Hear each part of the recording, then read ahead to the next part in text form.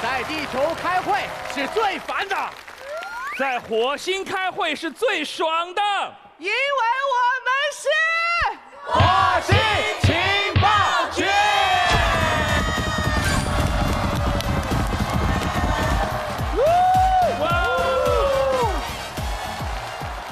感谢地球友好单位优酷的大力支持。本节目由地球当红炸子鸡、火星特工都爱吃的中国华莱士独家冠名播出。感谢中国华莱士。本节目由无惧火星挑战妈妈特工克安心的999小儿感冒药联合赞助播出。3年了，终于又回来了，朋友们，感谢金主爸爸回来了。今天我太开心了，我看到了好久不见的雪狐，还有陆森。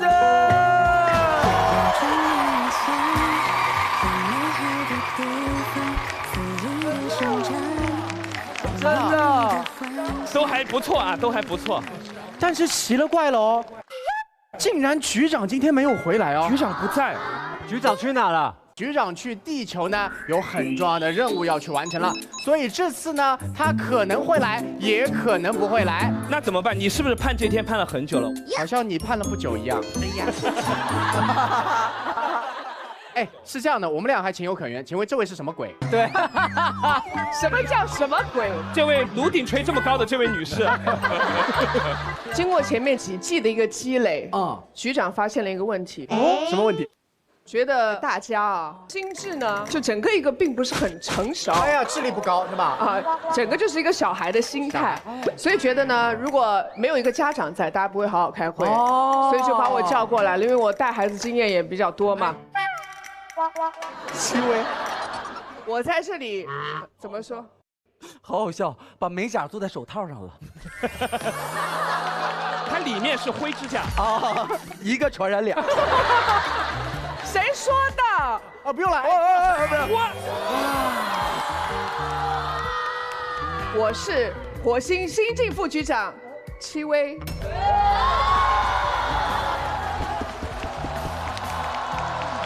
除了我要管理好各位特工之外啊，局长还给我们邀请了一位非常重量级的火星会议观察员。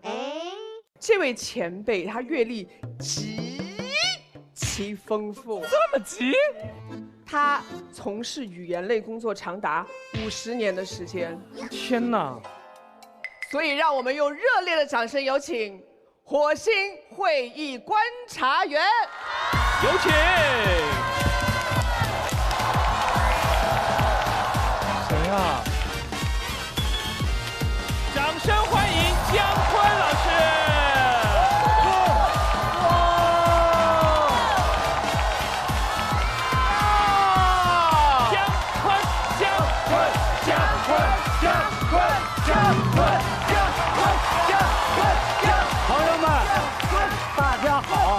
我觉得我沉浸在一个非常年轻的世界当中，请你们允许我一个70多岁的退休老头参加你们的这个世界，好不好？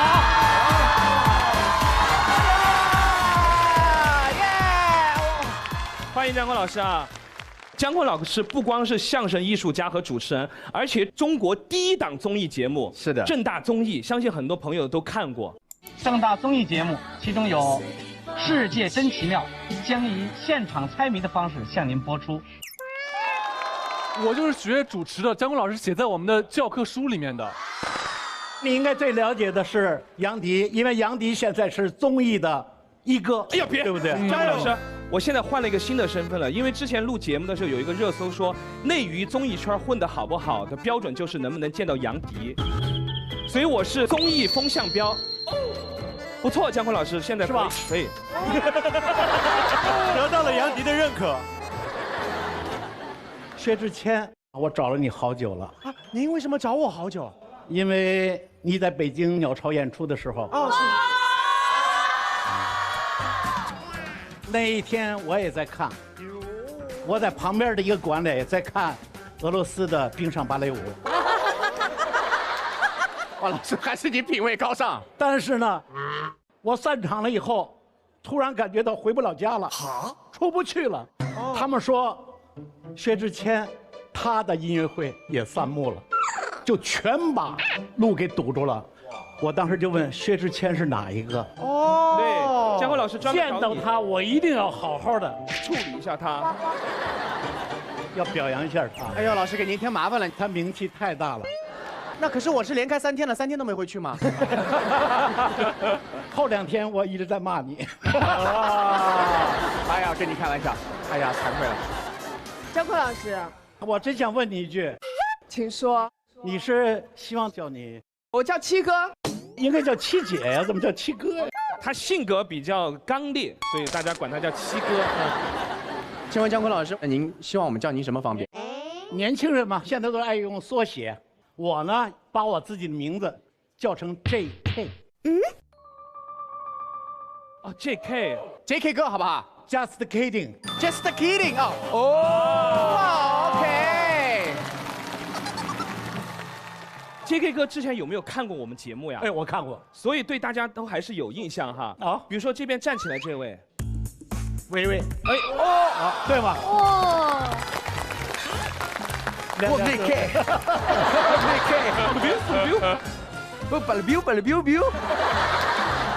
哇，这位露丝，很多人给我介绍，没有介绍他的姓，我以为他姓胡呢。胡露丝，可以 ，JK 哥，我以后就叫葫芦丝。哎，接下来好像跟雪糕有点关系。哎呦。JK 老师好，我是雪芙，以前是副局长，但是韩哥不在之后，我就变特工了。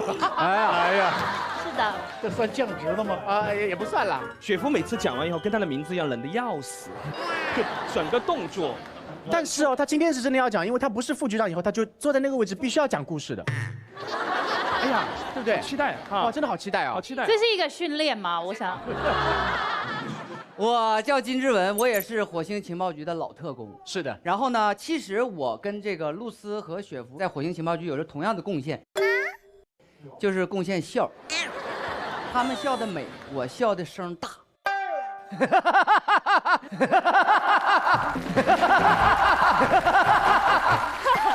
是大概其就这个音量啊。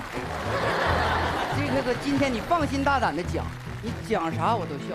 好。嗨，小 K， 嗨，小 K。OK。哎，他们都说你也会很搞笑的，但是我看过去你搞笑的东西并不多。一针见血啊！一针见血啊 ！JK 哥啊，这季不会让你失望。哦，好。JK 哥，刚才这几个特工都是老特工，这次呢，我们招募了一批故事多又好笑的新特工，我们一起介绍一下自己吧。来，这位深威男士。JK 哥，我们是同行，我是一个说唱歌手。好 ，Yeah you know，What's up？ 哎呀要 What's up？ 哎呀要 Hip Hop 了。为什么 Hip Hop 要这样？笑哎呦，我也没有想到牵手成功，怎么把我牵出来了？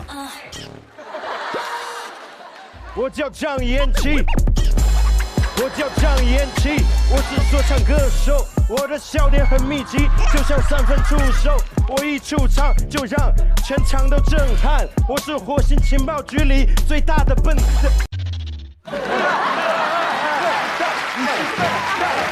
张延琪是大笨蛋，他是大笨蛋。要。哎，这还没有介绍人呢。大家好，我是傅首尔。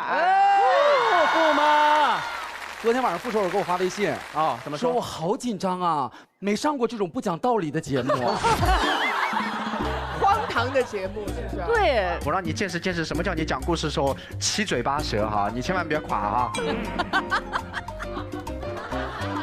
跟 JK 哥介绍一下自己啊，我是演员李川，但其实呢，我也是一个带爆的喜剧人。参加了一些喜剧节目，但是那些喜剧节目都没有播。好，但是你好歹让我们知道一下为什么不播嘛，我们这样也知道怎么跟你保持一定的距离。我们是很珍惜自己的羽毛的。大家看过1年1度喜剧大赛吗？看过。看过。第1季我带去了张弛，第2季我带去了星仔。你是经纪人？不是。他们是我的搭档。我虽然运气不好，但是我很望我的朋友们。你看张弛和星仔都是我的朋友，他们出来了，所以这次来火星也希望能够望一下火星的各位啊。谢谢。可以。太好了。哎，大家好，我是小鹿，我是一名喜剧演员，并且呢，我原来是一名律师，所以呢，会在火星情报局给大家带来一些律政佳人的故事啊。但是，因为我已经不做律师好多年了，所以现在只是一个单纯的家人。人吧，应该只是。就我很早就认识小鹿了，因为经常在网上有人说她是我妹妹，跟我长得像，说。后来他们公司拒绝这个话题了。但是我这里要说一句，他也是单口喜剧的前辈。没错。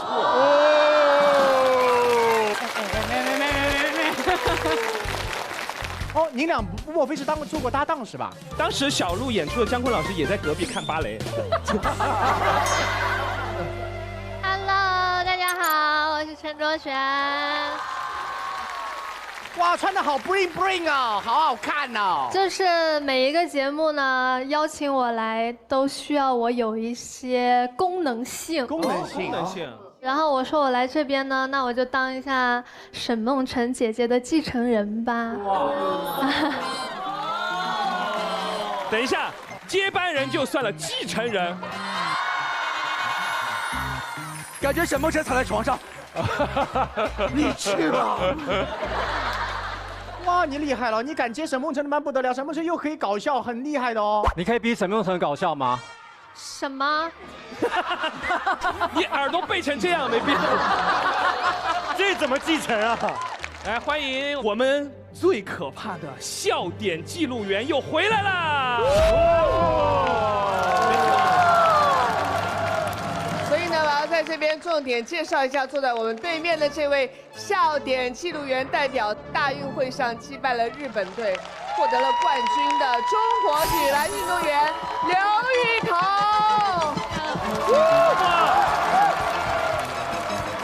她是中国女篮的潜力新星，有女版奥尼尔之称，而且这个 title 是奥尼尔本人亲自认证的。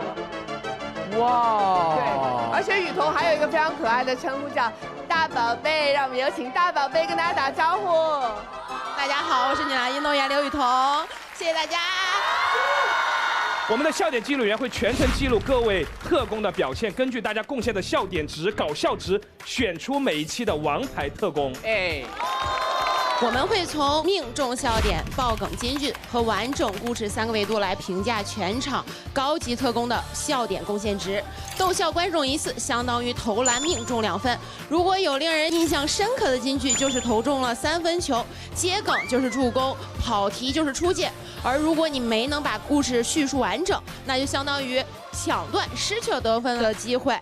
总的来说，我们就要从最客观的角度选出本节目最好笑的故事，以及讲出最好笑故事的人。总结一句话就是谁最好笑，谁就是本期节目的王牌特工。终于可以开始我们今天的第一个提案了。每一季的第一个提案一般都是非常非常重要的，一般这种任务都是我或者薛之谦来担任。那今天我们破个例好不好？破个例，因为毕竟我们俩已经是副局长了，是，没必要再和大家争王牌特工的身份了。哎呀，你这话说的。本季的第一个提案，刘维来。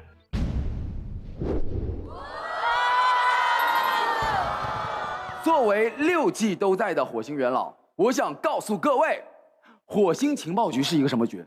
是一个朋友局。既然朋友聚在这儿，一定是要聊点朋友之间的话题。你们准备好了吗？准备好了。我好怕我哭啊，因为我好久没有说这个词了，真的。哭吧，你哭出来，待会儿就哭出来。我发现，地球人总是莫名其妙的破防。有病！什么乱七八糟的？什么东西？破防！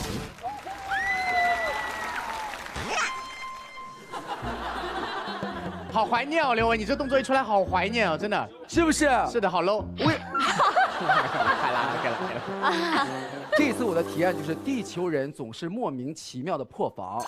其实破防在我们年轻人身边无处不在。有些年轻人不开心的时候会破防，感动的时候会破防。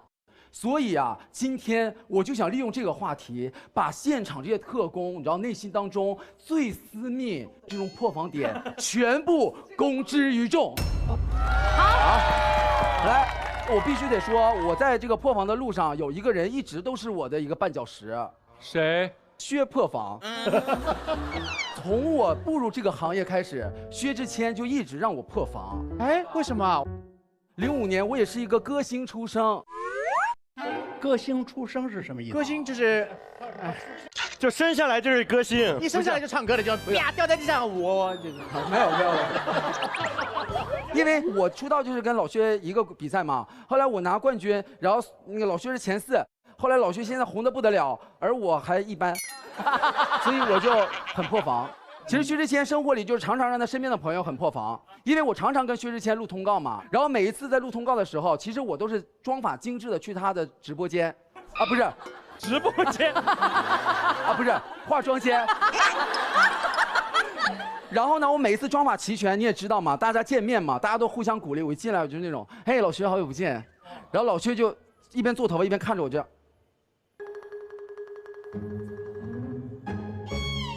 你好胖哦！每天吃多少啊？能不能减减肥啊？这么夸张吗？真的。薛之谦，我们这些都是背地里说，你干嘛呀？你是真的胖的时候，真的胖。然后他整个化妆间所有的团队的人，对，胖子，胖子，胖子。然后后来我就因为薛之谦一直说我胖，我就很努力的减肥。我那个时候是人生帅气的巅峰，非常瘦，很帅。然后当时我又跟薛之谦一起录影，然后薛之谦啊在画一半还是这样，定睛一看，我们真的老了，你真的老了，胖点还反倒没有那么显老，好挑剔啊！这，难过。你这在我们姜昆老，姜老师累了吗？是。姜昆老师已经坐下了。张老师，感觉你已经就才录了差不多40分钟，彻底破防。坐一会儿行，坐一会儿行。不能让 JK 哥一个人这么低。姜昆老师是这样的，咱们肯定要低一点的。我们有礼貌，很有礼貌，非常有礼貌。对啊，大家今天怎么这么录啊？不是，等一下，你有礼貌吗？导演组他们有礼貌吗？我故事没有讲完呢。他说：“你们在我面前比低，你们礼貌吗？”对不起。维维继续说，坚持。好的，谢谢导演组，谢谢。后来老薛做了一件让我最破防的事情，就是大家都知道啊，薛之谦写歌，一个字儿 expensive， 慢。啊，是贵啊，贵呀啊 ，expensive 啊，我说错了吗 ？expensive 啊，好，我 expensive 是什么？对不起，啊，对不起，啊，这个好笑，记1分。大宝贝儿，记1分，记1分。这没文化的梗，挺好。闭嘴吧，你小矮子。这个也好笑，记下来。丑八怪。疯了，维维疯了。他说我丑八怪，姜昆老师，我不客气了。丑八，你原来不长这样。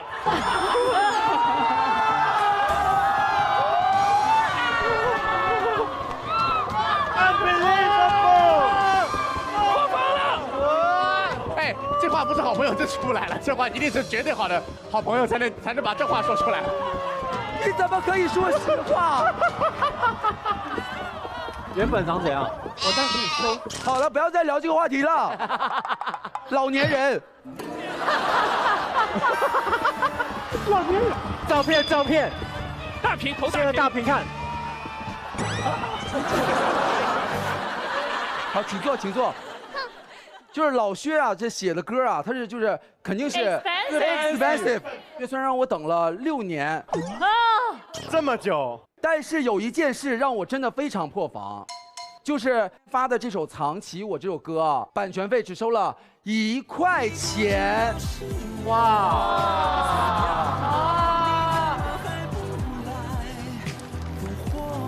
所以不论呢，大家生活里还再怎么破防呢，还是要珍惜珍惜身边让你破防的朋友啊。其实你不用破防啊，之前很多的话都是很关心你的呀，我觉得他是真心的，所以呢，我觉得我们很多来自亲人的，就是说你一句，说你胖就是真的胖，说你老是真的老。亲人是在意你才会这么说，对不对？对啊，所以那个不用破防，真正破防的是根本不在你身上的事情，居然有人安在你的脑袋上，那个在破防。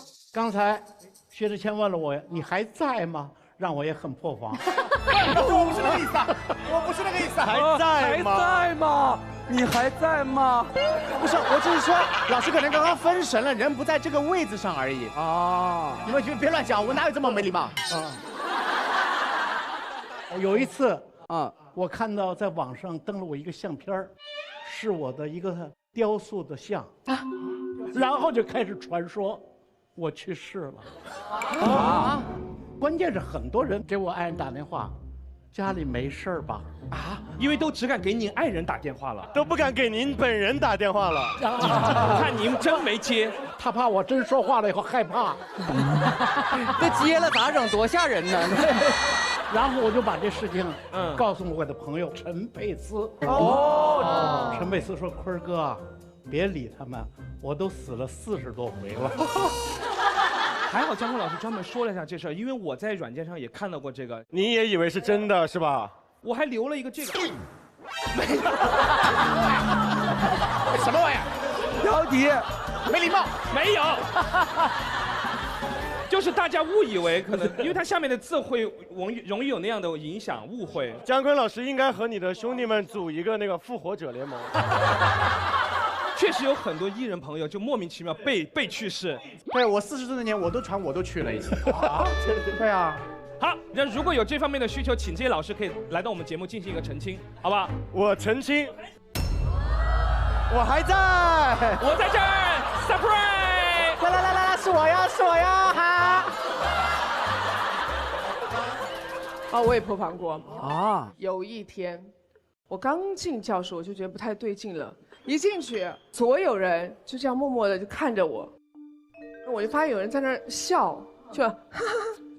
我在心里面默默在想说，会不会是有人要跟我表白啊？真的假的？等一下，好自信啊！然后我看到边上就有人在那边讲话，哇，长得好漂亮，太漂亮了，太漂亮了！就是这种，然后我默默的就坐回到我的位置上面，然后我旁边那个同桌一个女生。我喜欢你，女生，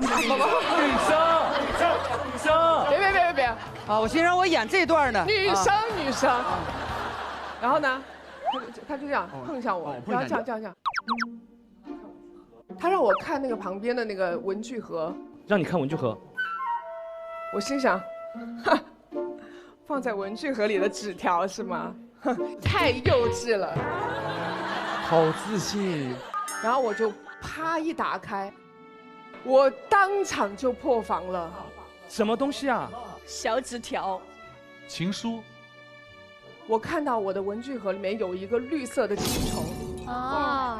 我最害怕那种肉的、动的、蠕动的那种，好恶心啊！然后因为我害怕过度了，就把它吃了。哇，加菜了！我内心我就强装镇定，我直接抓起来，用我所有力气，啪摔在地上，我就把那虫子摔死了。然后里面一个钻戒就掉出来了。原来真的是表白！我喜欢你。有病吧，杨迪？有毛病啊！然后还有一次很破防的是，我后面有个男生，就比如你是我后面男生，我就坐在你前面，我好忙是不是。然后呢，我那个时候头发很长，就像现在一样，但现在是假的，你不要使劲扯，等一下会掉。我要扯什么？扯你头发？啊，对。哦，那时候男生很喜欢扯女生头发，因为他可能喜欢你，他想引起你注意。你跟我想的一样。班上同学只要对他做点啥，他是不是喜欢我？怎么这么自恋？结果突然有一天，他拿出一个火鸡啊，是那种吃的火鸡吗？很大颗的那种。然后我就闻到，除了火鸡本身那个火味之外，它就有烧那个头发的那个味道。啊！我马上把我的头发往前面捋，发现有一坨已经坨在这边了。焦了。哇，你知道女生头发坨在这，你开玩笑吗？你不喜欢我可以，还有那么多人有可能会喜欢我呢，你怎么能烧我头发？你也把它拽起来，叭往地上一刷。然后里面一个钻戒就掉出来了。听完这么多问题，我只想问7位一件事情：有人向你真的表过白吗？有一个啊，有一个，李承铉。哎呀，我无话可说。我们听一下真正的妈妈的故事，好不好？傅妈妈，首尔。哦，我分享一个，就是破防有很多种嘛，然后前面你们有讲那个恐惧，对吧？愤怒、感动。感动。然后我的那个破防是委屈。怎么说？你也知道我比较擅长做牛做马嘛，对不对？就是大家知道现代人怕什么吗？什么？体检。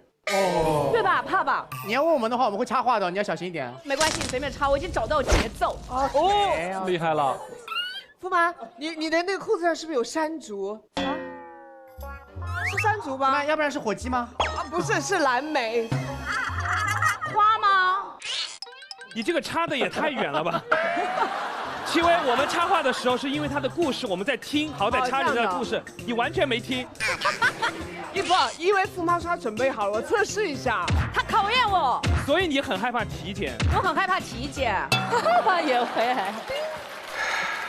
我们平时就是工作繁忙啊，工作繁忙，日夜颠倒，做牛做马。哎，对，我就觉得说我能检出什么好结果呢？有点怕。然后我朋友就说去嘛，是死是活心里有个数。然后我去检，结果就是我惊呆了。哎呀，糟了！我全身上下怎么了？没有一个好的。唯一不正常的指标是体重。哇，还可以。不是，我得知自己的身体如此健康，我的心理就有点不健康了呀。为什么？因为我就很委屈，我想说我一条贱命，越累越壮。为何如此形容自己？然后连医生都愤怒了，说怎么可能呢？啊，你这条命不应该啊！医生说。对啊。不，要不要重新检查一次？我说那倒没必要，就把机会让给老刘吧。啊。检查结果彻底让医生觉得合理了。怎么的？浑身。对，没有一个器官没有毛病。啊，那我也是关心他了嘛，我就问他，我说你整天什么都不干，悠悠闲闲的，怎么把自己搞成那样子啊？他说你现在知道我有多累了。然后那一瞬间我觉得好委屈啊。破防了。就是我如此辛苦，但我如此健康。我说如此健康，显得我没有那么辛苦。于是我应该继续努力，继续辛苦下去。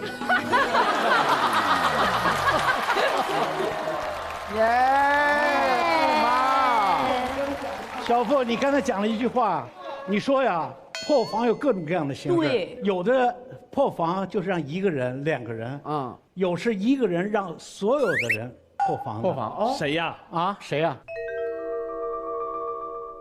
宋丹丹，丹姐，哎呀，下蛋公鸡，熟悉吧？丹姐干了什么事儿？我们一起参加一个会，网络的这么一个会议。这个网络的人发言有一个毛病啊，就是说话经常要掺很多的英文啊，就是我们今天有一个 meeting 啦，我们大家一起要 talking about something 啦，是不是？就大概类似于这种。你的词汇量确实匮乏哈。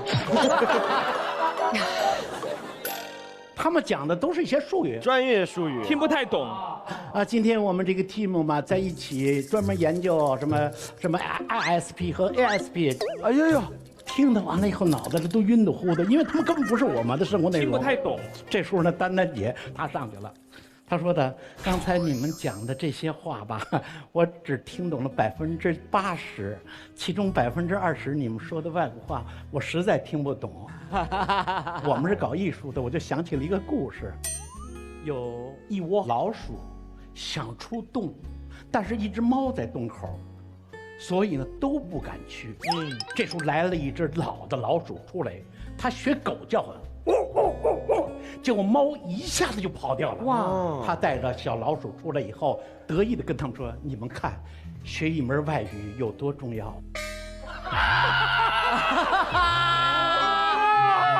只有我一个人笑，那这样怎么收场啊？丹丹姐在那儿就说：“对不起，我不是说外语和狗叫是像的。”我说：“你别解释了。”越描越黑了。我不是说你们是狗，我没有说你们在狗叫。当时让所有人都破防了。这个属于什么？属于自己的梗给别人讲的时候，你其实是怀着善意的那种。他是戏谑开玩笑，对戏谑，结果也让大家俩乐一下，是吧？对。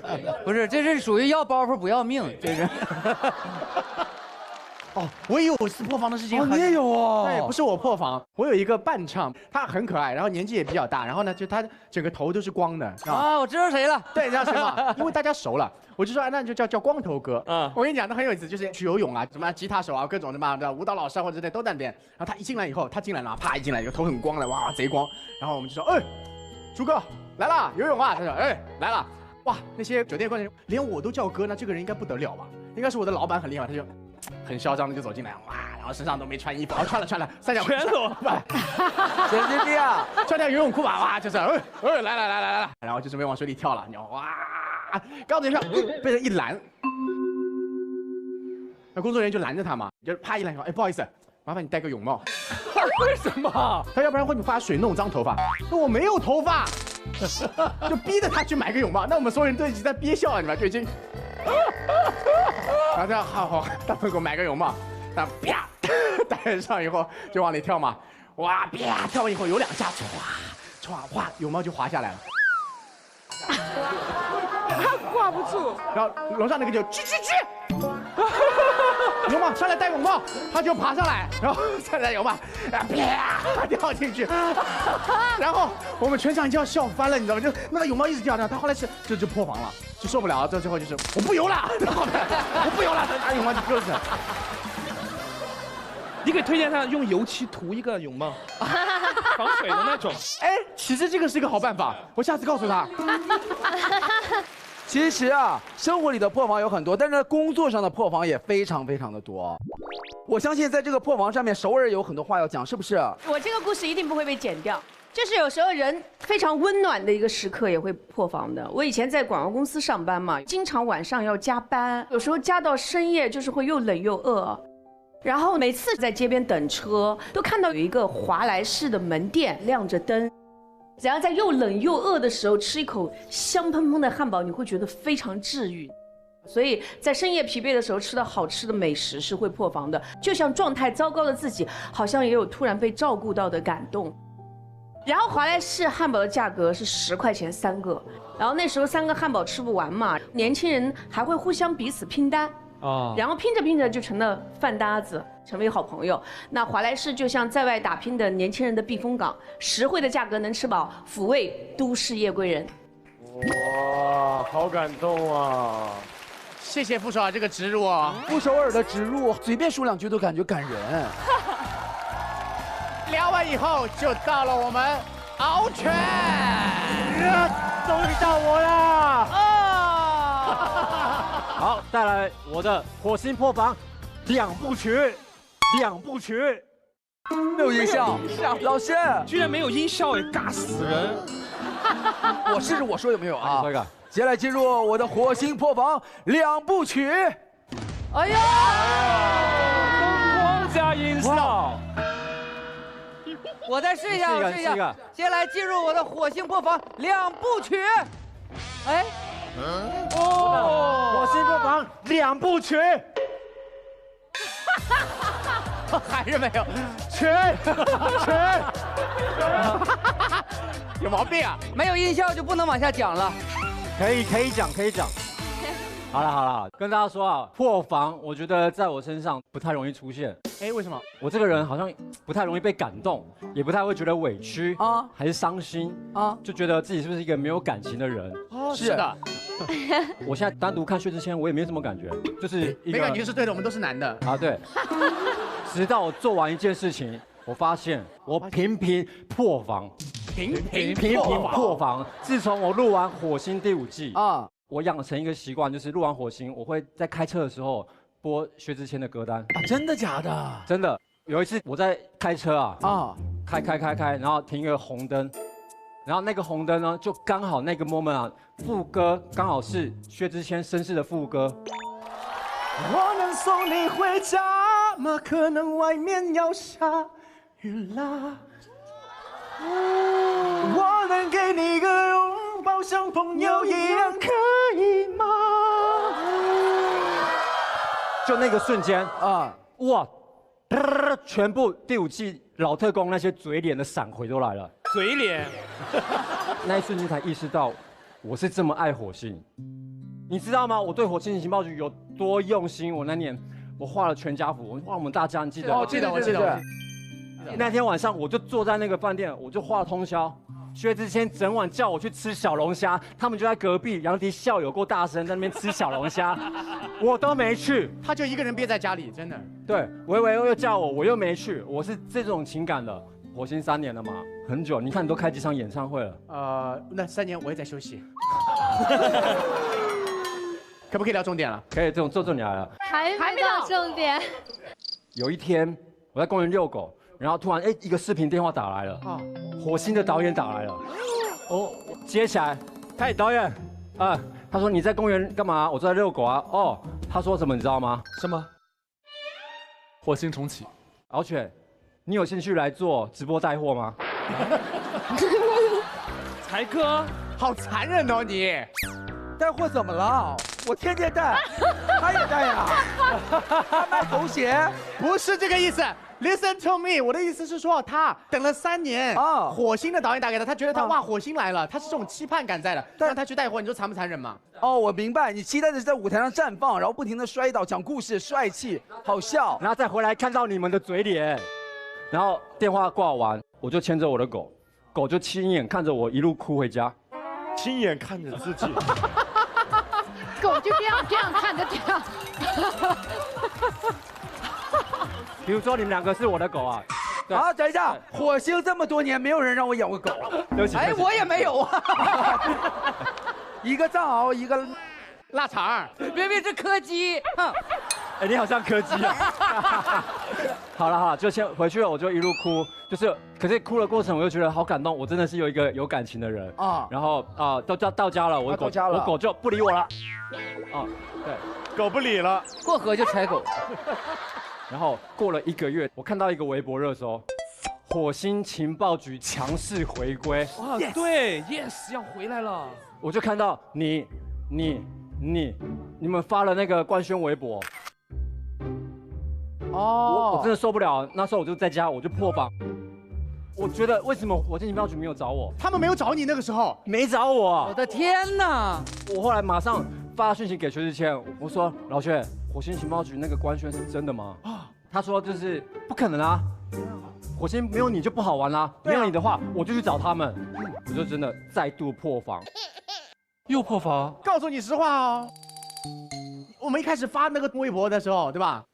根本就还没有想录哦，只是先拿我们做宣传，先宣传出去再说，然后赞助哦，然后后来就有赞助来了，是真的哦，所以没叫上你啊。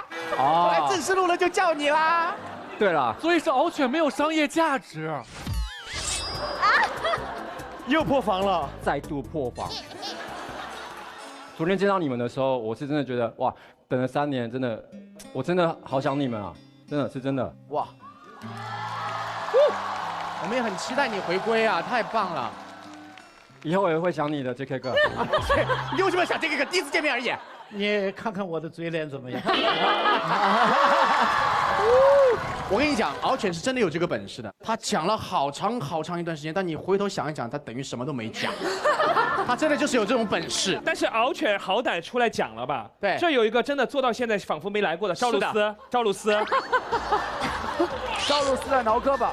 赵露思都被蚊子咬了，录节目都被蚊子咬了，你说多久没动过了？露丝，我感觉我坐在这儿这么久，已经破防到现在了，就发现自己7年一点变化都没有。有变化。今天你们来讲笑话，其实我跟雪芙姐是来阐述的。就是先声明，绝对不搞笑。对，没错。就是一段阐述啊。对，绝对不太搞笑，但是就是人情分可以就是加2分，因为这样的话最后不会显得很尴尬。露丝加油，加油！哎，犬哥，我在你后面说我压力小很多。好笑，好笑，好笑，谁说不好笑？这个也好笑，记下来。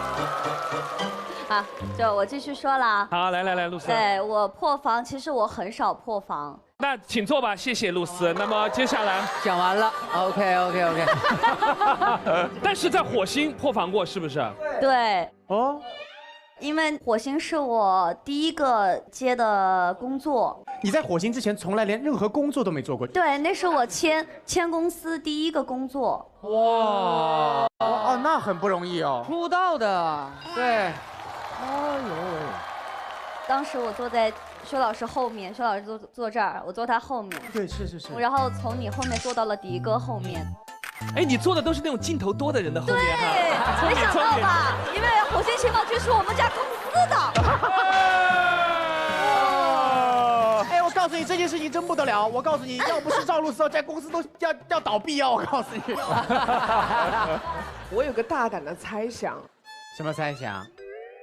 刚才露丝说，这2个副局长都分别坐在她的前面，公司为了要让露丝的镜头尽可能多，所以才你们的镜头多，你发现了没有？你们是沾了露丝的光才能做到副局长，有可能哦。所以我们才应该感谢赵露思给我们发言的机会。露丝捧红了2位哈。露丝，你坐这边吧，坐这边，挨着我坐。没有啦，是因为当时弹幕上我也会看弹幕嘛，弹幕上就说薛老师后面那女的谁呀？这不说话，为什么还坐那儿啊？因为那是我第一个工作嘛，我是真的很紧张，就是太紧张了。就我坐在后面，我那会儿我都不敢这样子，我全时时刻刻。然后这样子，你知道吗？所以我真的7年主打一个陪伴。哇！然后每次韩哥他会鼓励我，要让我说话。其实我是 I 人来的，然后我很难说话，所以每次 Q 我就会很紧张，很有压力。因为我们必须要在所有高级特工讲的空隙插进去。但你如果不插进去，那一趴就过掉了。很难的，很难的。然后你看所有哥哥姐姐们压力多大，你知道录火星是一个多吓人的事情。深有感触，真的是。就是我前2天去吃饭，然后说你要去长沙，我说对，去干嘛？录火星情报局，然后就你要去录火星情报局啊！但是那一次马上要结束了那一季，在开录之前，韩哥就说露丝你一定要多说话了。然后呢，我就那一次在发言的时候，我就破防了，因为泪失禁。因为太小了，在紧张的时候要去说话的时候，我就想哭。哦，对，我们一起来看一看，好吧？啊？哦。哎呦，露丝也要举手讲话了。啊！然后我是想，起来，等一下。你也敢哇？大家起来干嘛？紧张，有点紧张。别紧张。来，深呼吸，深呼吸。来，深呼吸。因为局长经常给我好多机会，但是很多时候我都没有就把握住那个机会，是我不好，好做作呀，妈呀，好做作。因为我也不经常发言，我也不说什么话，然后就会觉得来了那么多期，没有对火星付出过什么，但是我就想起来说2句，你就硬不好意思。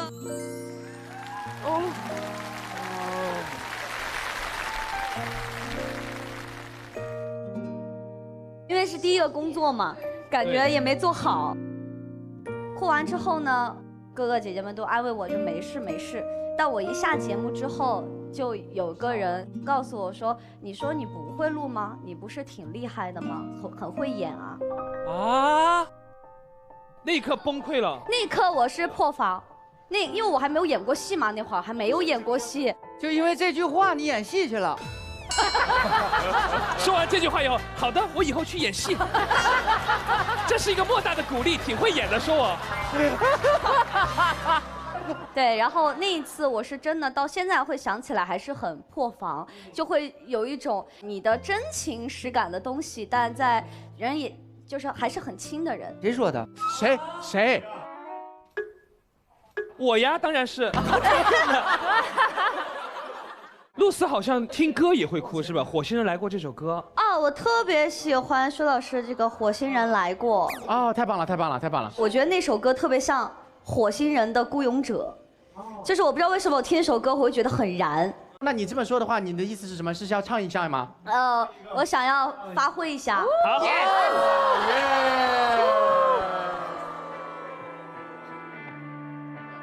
怎么唱呢？怎么唱？我在听新闻说，他曾来过。等一下啊！等一下！哎呀，我就知道。不是，等一下，我没有别的意思啊。好听！加油，露丝！不要，当我没出来过。第一句的。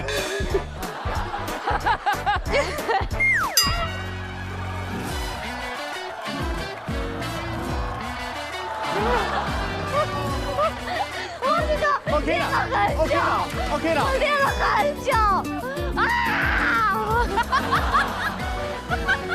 好，准备。我跟你说，等一下，我先说一下，这个是临时加的，因为我之前录火星的时候，我都会放这个歌，所以我今天在化妆的时候再放这个歌，然后我的那个 PD 姐姐她说，耶，你会唱这个？我说我会唱。后来才哥就来了，才哥就破防了，明白？才哥一整个，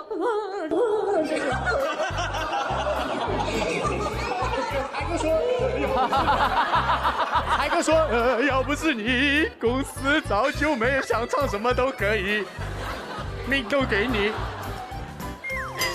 哎，快点再来一下。好，来 ，3、2。同学，像手鼓一样，你就打个拍子，你都没打到，自己协调一点，好不好？好，那这样子好不好？我唱，我帮他唱前面。哦。我在听新闻里面说，哎，不好意思，你怎么了？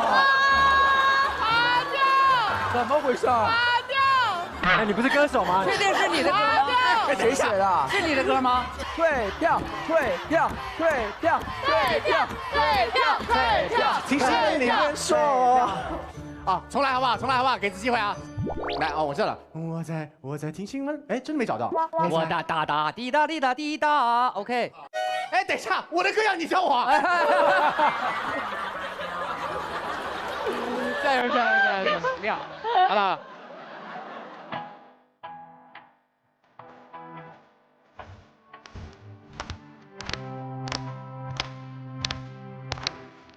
我在们曾来过谁的心脏口中，我也曾听他们说，还没有完过，他们一定看见上万如果相错的人是我，看城市的什么？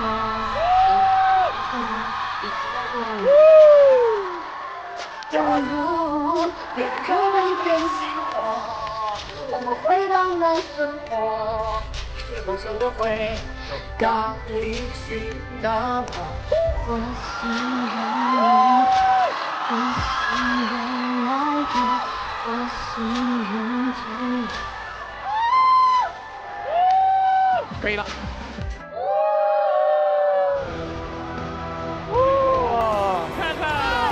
炸了，好燃呐！ 7年了。哪里？哎呀，感动，真的破防又燃又感动。感谢露丝刚刚一直在我前面唱，我都是镜头，感谢。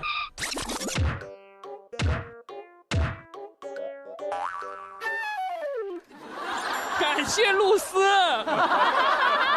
真的好，成长了，长大了。长大了。这个事情要分这么讲，不是说他今天唱的有多好，是他的进步这一路过来。他从第一期开始，我们看着他真的是什么都不会，一张白纸，到现在敢上台这么唱歌，其实真不容易。掌声送给露丝，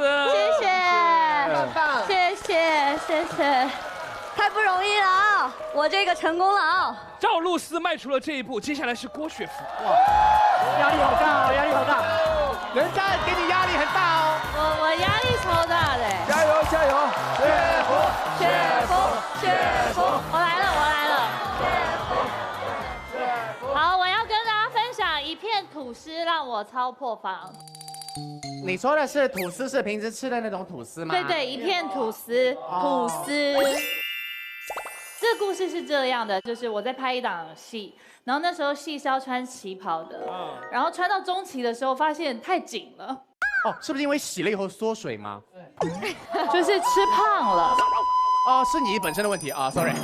然后导演那时候就跟我的经纪人说，是不是该减肥了？啊，反正经纪人就说我以后不能吃这么多东西。那我说那我可以吃什么？他说那不然就是一片吐司。好，可以配别的东西，但是吐司只有一片。配一只烧鸡。好，反正那一天早上也是清晨5、6点的时候就要开始梳化。梳化的时候我就想，我经纪人有做那个马铃薯泥啊、南瓜泥那种，然后我就可以配着吐司吃嘛。然后我就叫我的助理，我就说，哎，那帮我拿一片吐司过来。哦。然后他就跟我讲说，没有吐司啊。啊？我说，怎么可能？我昨天晚上明明看到还有半条吐司，怎么会没有吐司呢？他说，没有吐司。啊。他非常坚持没有。我说好，那你把经纪人叫来。哦。我说。Elsa， 我明明可以吃吐司，就一片吐司，不是吗？为什么他连一片吐司都不给我吃？然后我经纪人就傻眼，因为他没想到我为了一片吐司大哭特哭。然后所以之后呢，我经纪人在微信里，我的名字就叫一片吐司。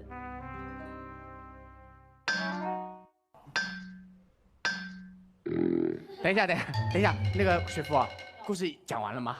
差不多啦。它是一段阐述，我已经提前告诉过你了，是吗？对啊，对不起，是我没有准备好。我这个故事很不错吧？一片吐司哎。那你这样子嘛，你还没有别的比这个更无聊的故事吗？雪芙，再来一个好笑一点。我没有好笑的故事，我只会阐述。他脸红了。哦，我有一个又让我破防的故事，我突然想起来了。雪芙。有一天就是在上表演课的时候，表演课的老师就说：“好，你要想一下，就是什么让你最难过。”哦，一片吐司。那个时候一片吐司还没有出现，还没出现啊。反正那时候就说让你想象你最难过的事情，你要表现出来。OK。然后我就开始想象，我想象什么啊？什么可以让我很难过呢？我突然把自己想得很可怜的，就是我没有得吃饭。薛之谦后不后悔？OK， 没，等一下，他这只是铺垫，我接下来，然后呢？还没完。然后呢？然后我就哭了。这个就是把一片吐司换汤不换药的又讲了一遍，内核没有变，一个意思就是吃不了东西就哭，吃不了东西就哭。雪芙，这么多年了，你还是原来的雪芙。我很认真，我是阐述故事。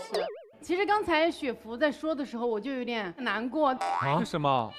因为雪芙说自己是那种不是很搞笑的人。你要破防了啊！完了，他感觉要破了。对，因为雪芙刚才他在说他那个吐司的故事，其实我听完很感动。你如果要被逼着管理身材，然后他确实只有一片吐司可以吃，但是又不让他吃，我就觉得其实挺可怜的。有人懂你，很崩溃啊！对，他讲出来之后，大家又因为他没有不好笑攻击他，我就没有攻击他，没有攻击他，不是，我是攻击他。他想恶意解读我们。不是，我的意思是，因为他没有攻击，我们是加大他的记忆点。对对对，我只是刚才一直觉得，雪芙因为不好笑，好像这个事情。其实我还好，我还好，没事。我觉得雪芙很好笑哦，我也觉得好好笑的。你也在恶意攻击他？也不是啊。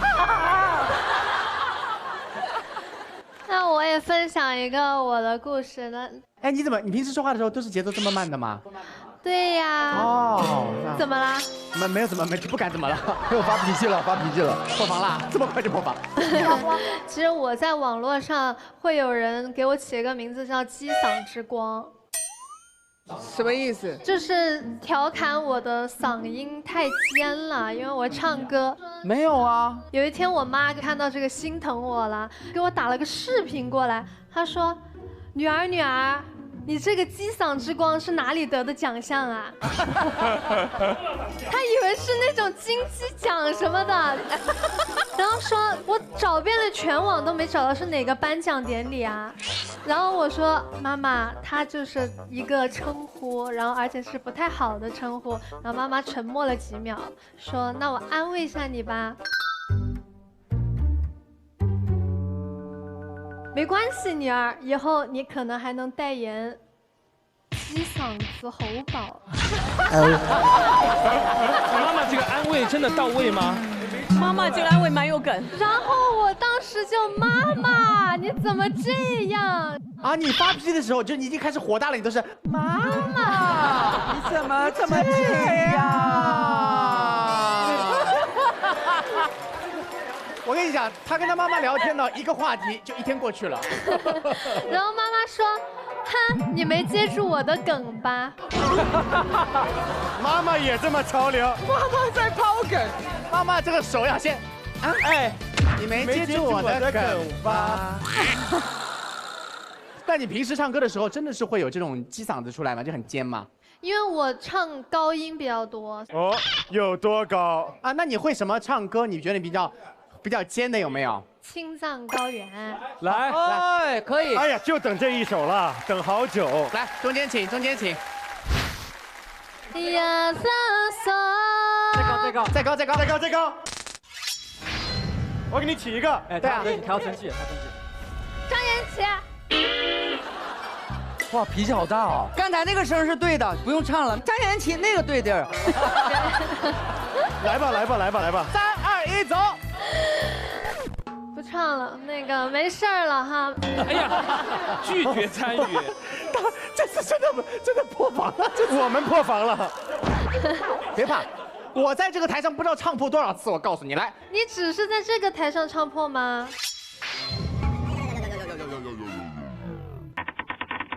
是的，其他台真的还没怎么破。没有啊，你演唱会也有唱破啊。我破防了，你破防了，我破防了。小年纪揭我老底。你是一个超过你极限的那种高呢，没事儿。对，极限。呀啦嗦，那就是青藏高原。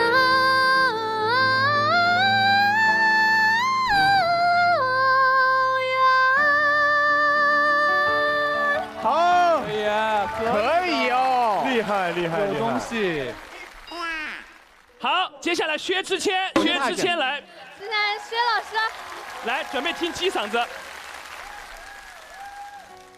呀啦嗦，那就是心脏。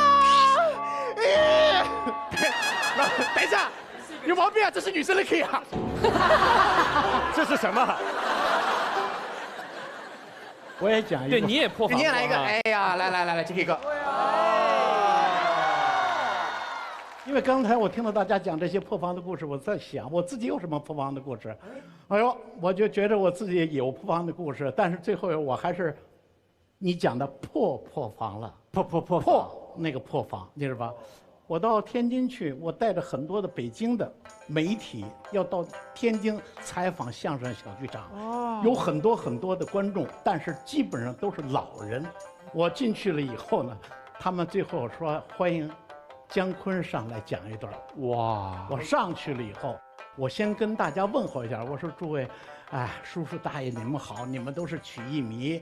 我刚讲到这儿，底下一个老人家喊：“别讲话，说相声。”啊！一点面子不给吗？我说我不是讲话，我来给大家来说一段啊，我自己在天津的这个感受。我刚说到这儿，底下又喊了：“别说新的，说老的。”哦，因为他这个小地方是专门要听传统相声的。哦，这个意思明白了。就是天津这个地方啊，有一个不成文的规定，我们相声演员如果到这儿来，必须要经过天津观众的考验。天津观众不承认你，你永远成不了一个真正的相声演员。哦。然后又有人在喊：“菜单子会吗？”啊，那个就讲地理图。贯口都是贯口，老段子。哎呦，我想坏了，我遇见了一个最大的事情。他这句话可戳到了我的痛点。哎呦，我呢是马季老师的徒弟，马季老师是侯宝林的徒弟。我们这一派呢，基本上是讲新相声，基本上没讲过贯口。明白了，哎呀，咣一下子脑袋就大了。那怎么办？我说得，我今天要栽这儿了。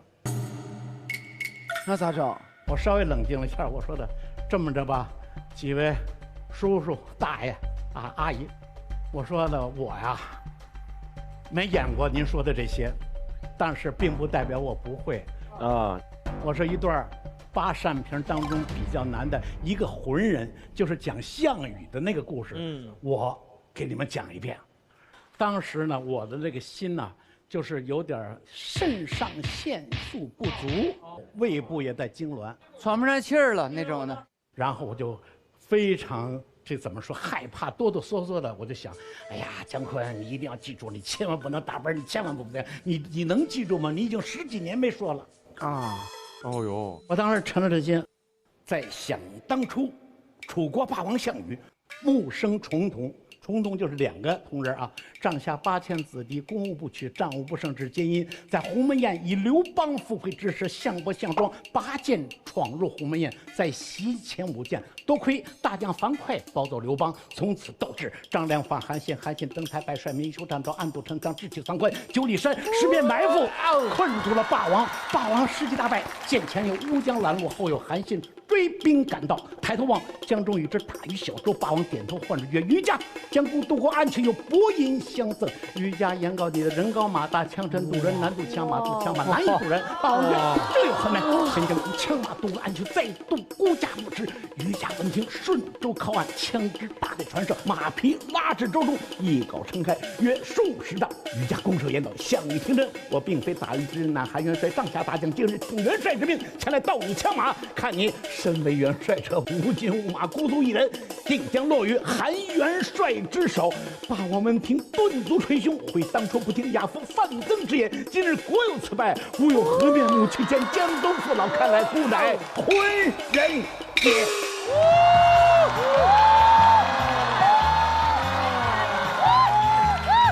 好厉害啊！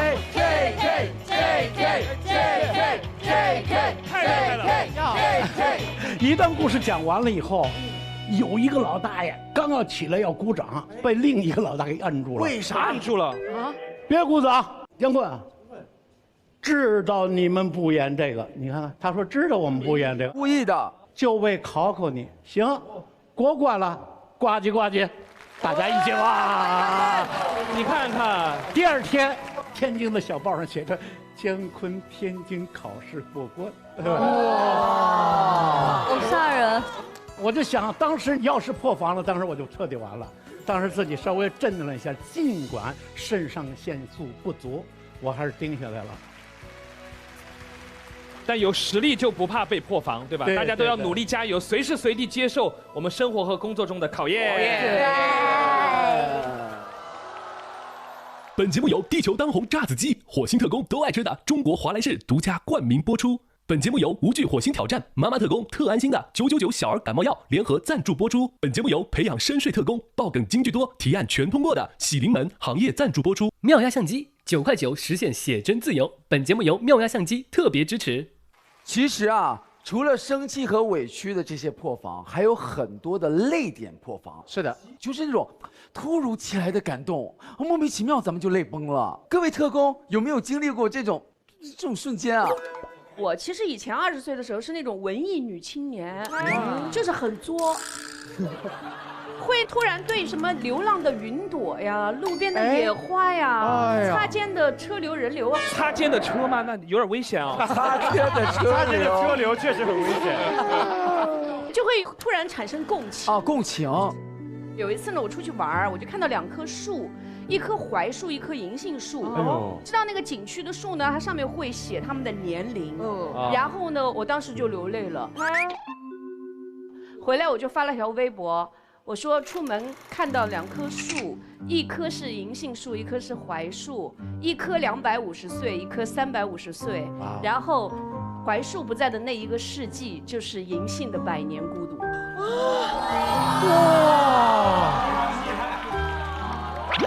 明明是那棵树在那边长了200多年，然后阳光呀、土壤、肥料都很充沛，突然来一棵跟他分享了100多年，难受的要死。啊。大宝贝，像这种哇哦，但是并没有笑的时候 ，OK 的，完整，是不是要记个分啊？我是那种特别喜欢看《哈利波特》的人，就有一个点我一直都过不去，我每次看都会哭。就那个家养小精灵，长得像杨迪，闭嘴，还是挺像的。长相像我，身高像玩哥，穿搭也很像。我就是因为他在海滩上，最后是为了救哈利波特他的朋友，然后在海滩上死去那一段。Dobby is happy to be with his friend。我每次看这段，我就想起来，就是他这辈子都过得挺不容易的。家养小精灵就一直他们的魔法都是被限制的嘛，而且他们一直在不同的家庭里给人打工，然后他们也没有工钱，然后到后来，多比是唯一一个获得自由的小精灵嘛，然后他又很孤独，因为他想帮助其他所有的小精灵获得自由，但是大家都不理他。哎呦，最后他在海滩上死那段，他说，多比很幸福，因为多比在漂亮的海滩上和他的朋友在一起，然后我就觉得很可怜，然后就是每次多比很幸福，谢谢你治好了，不会了，不会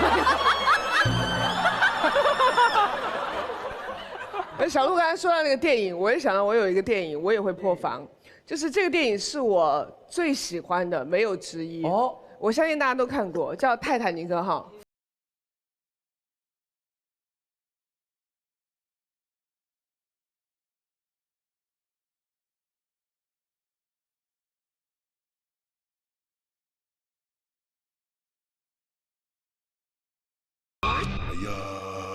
画画你哭了？把你插出去啊！其实最感人的是哪一幕啊？整个故事全部讲完了，但是他没有讲清楚，最后那颗海洋之心在他手里，然后他被丢到海里那一下。哎呀呀呀！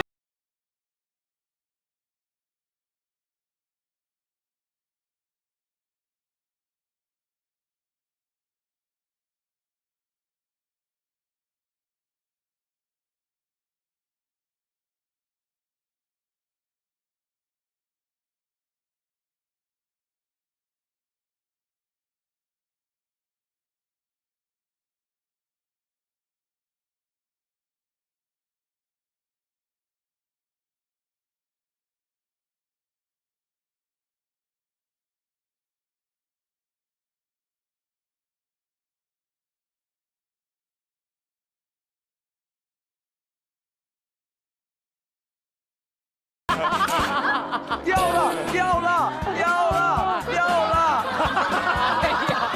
不要叫最高颅顶的女生。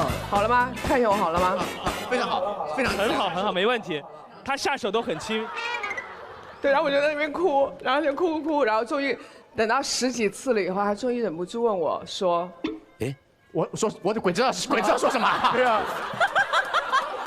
那你猜一个嘛？你猜一个。我猜一个。Why you cry？ 跟我说什么？他说你是不是觉得这个海洋之心太珍贵了，丢掉有点可惜，白瞎了。对，咱们要不然下次买一个差不多的，你带着玩是吧？对，你觉得刚刚那句话我猜得出来吗？其实刚才听到他莫名其妙，不是电影嘛什么的，但是我跟你讲，看演唱会也会很破防。会。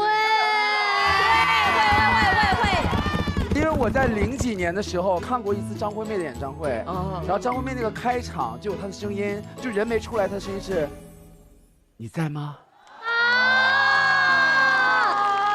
哎，我在呢。我在。我卡又弄上来。今年张惠妹又来开演唱会了，没有想到隔了这么多年，她的开场还是你在吗？哇！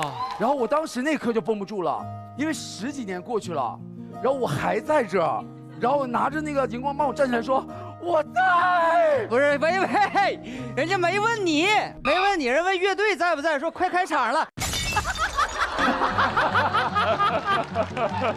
奏乐就是说那个意思。你闭嘴！你误会了，想多了你。张惠妹其实51岁了，还那么卖力，对，那种感觉就是她依然还能站在舞台上，她依然还能给你传递这种能量。对。就比如说，就在阿妹唱那个3天3夜。OK， 加入我的行列，我就觉得他让我加入。不是，你还是误会了啊！他不是让你加入巨星的行列，是加入52岁那行列。不是。演唱会其实有的时候，歌迷的那种内心是别人揣摩不到的，很有可能他突然唱了一首他的演唱会从来没有唱过的歌，你都会马上破防。是不是？就是那种感觉。我想说，我也想分享一个破防，就是前2天我刷到老薛的那个你和那个 dancer 哭的那个视频。小涛，无论是喜极而泣，还是说他内心很多的口都已经发泄出来了，那个眼泪，我觉得非常让我破防。我当刷到那一条的时候，我也跟着哭。其中一个万重山，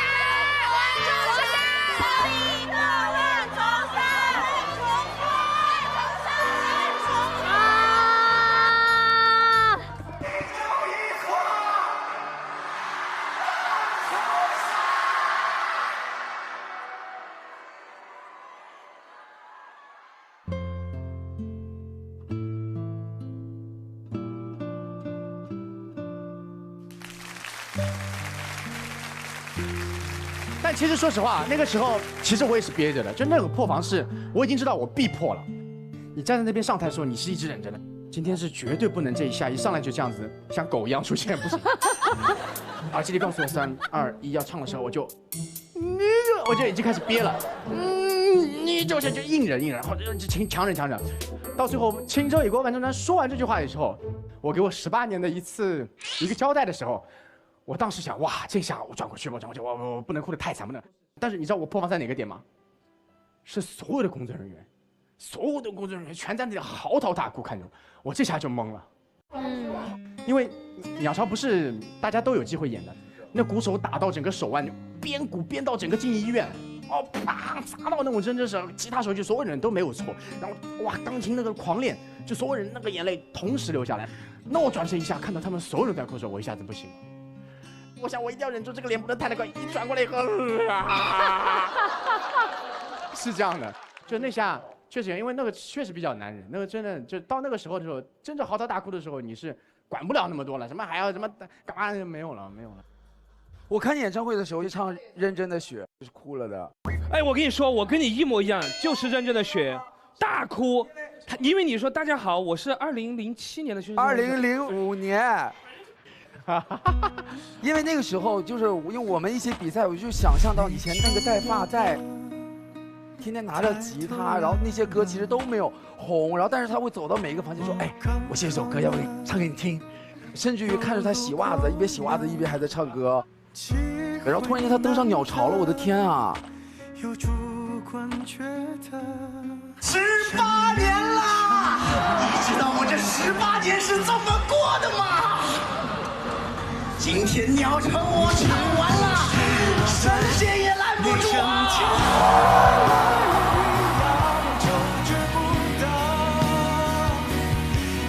世俗里的名字不重要了，正好我隐藏的人的是锲而不舍，直到风用了直到。哎，其实他们不妨一直都好。就是那种看着从小到大的那种感觉，就觉得有一种自己的孩子。什么？不是，这是最后转到占我便宜了。但是不是？我怎么感觉你看着我发育呢？好吓人。你倒是也发育了不少。其实我个人是觉得刘维这个提案是很有价值的，因为其实不管是不是在座还是在看节目的人，都会发现自己每个人有个人不同破防的那个点。但是其实可能很多人都跟我们一样，运动健儿在赛场上拼搏哈，就升国旗和那个唱国歌的时候，我在电视机前面，我看着我都要崩溃了。我特别想问一下大宝贝，就你在现场感受那个时刻是什么样的心情？就是我第一次站在国际的舞台上，然后是跟日本队比赛嘛。先是准备活动，入场奏国歌的时候，就是当唱到把我们的血肉筑成我们新的长城的时候，我就已经就是受不了了，就那个眼泪就是噼里啪啦的往下掉。然后直到把国歌奏完以后，我的眼泪就是一直也是止不住。每一次在赛场上听到国歌，我就感觉自己就是那种充满了力量，能赢100不赢99，就是这种状况。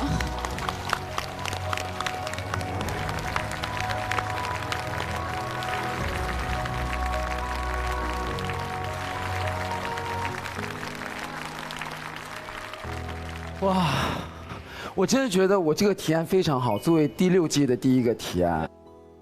说得那么好，我就分享几句吧。其实今天我们在这里聊破防，聊的是什么呢？其实聊的是情绪。我有一段时间跌入了我这几年最低谷。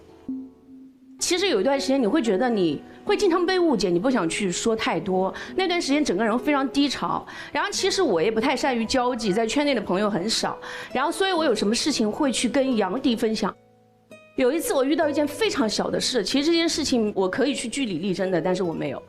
但是杨迪说了一句影响了我1年多的话，才1年多哈，甚至让我慢慢的走出了那种比较的心情。他说：“傅首尔，我告诉你，与其内耗自己，不如消耗别人。”哇塞！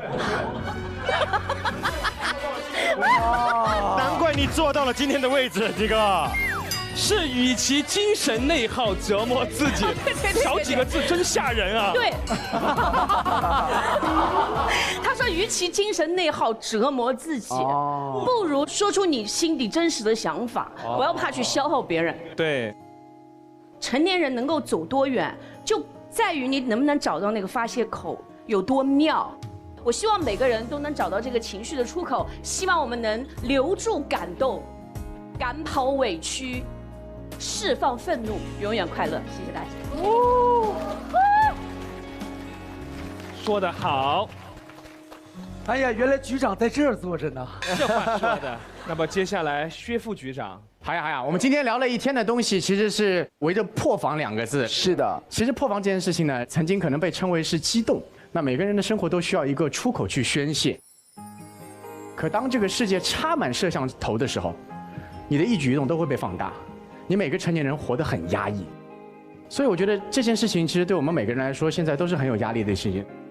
我还是喜欢以前那个哭哭闹闹，大家可以想笑就笑，想哭就哭的那个年代。所以，这个世界破破烂烂来，让我们一起去缝缝补补，让这个世界更美好吧。做一个破防也无妨的人。好。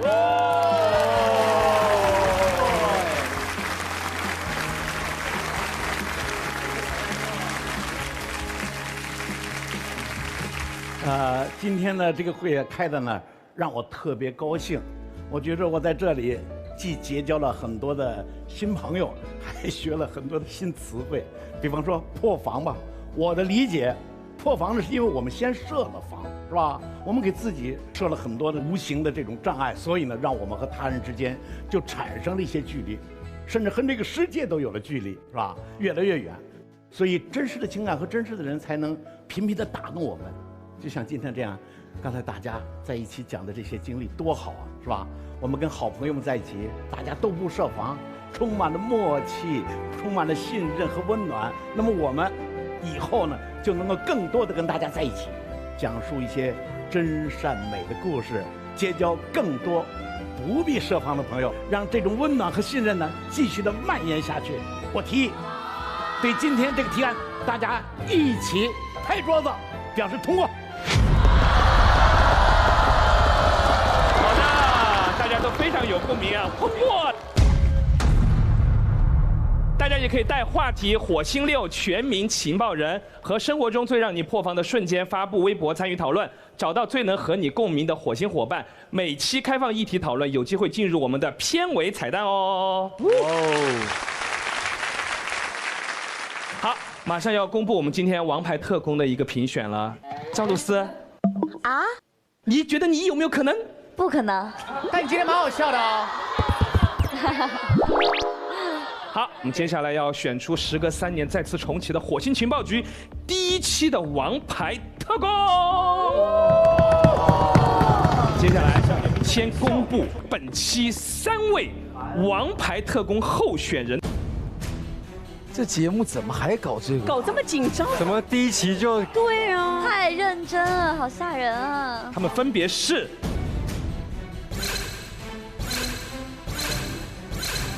高级特工敖犬，高级特工刘维，高级特工金志文。所以我宣布，火星情报局第6季第1期得票最高的王牌特工就是拥有18个笑点的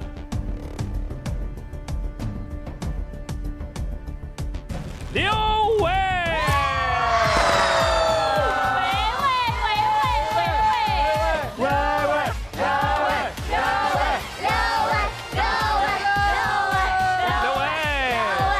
我们火星有一句老话，全鸡汉堡有营养，特工吃完变局长。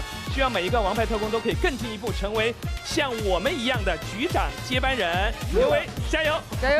加油！来，有请我们中国华莱士品牌大使，周5不加班的小白鸡为我们刘维呈上王牌特工的勋章。快乐星期5，大家记得去我们华莱士吃全鸡哦。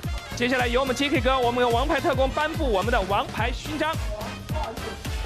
来，哇，谢谢，很好看啊！这本书很好看，谢谢老师。希望大家可以去听一听老师给我写的歌《藏起我》。谢谢大家。接下来宣布火星情报局第6季第1次会议圆满结束。各位，下期见！下期见。